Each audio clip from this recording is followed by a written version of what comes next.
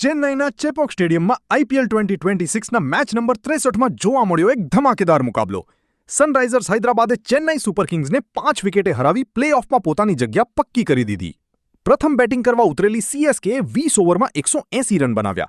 સંજુ સેમસનને ટીમને ઝડપી શરૂઆત અપાવી, જ્યારે ડેવાલ્ડ બ્રેવિસે મધ્ય ઓવરોમાં જોરદાર ફટકાબાજી કરી.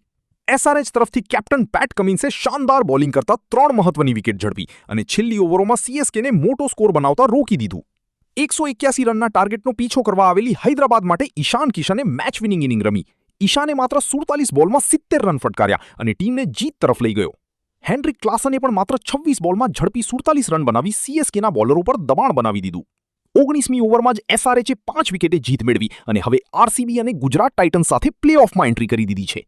બીજી તરફ CSK માટે હવે છેલ્લી લીગ મેચ કરો યા મરો જેવી બની ગઈ છે અને સૌથી મોટી ખબર, MS ધોની આ સિઝનની છેલ્લી હોમ મેચમાં ફિટનેસ કારણોસર રમ્યા નહોતા. આવી જ IPL 2026ની દરેક અપડેટ માટે ગુજરાતી ટીવીને સબસ્ક્રાઇબ કરવાનું ભૂલતા નહીં.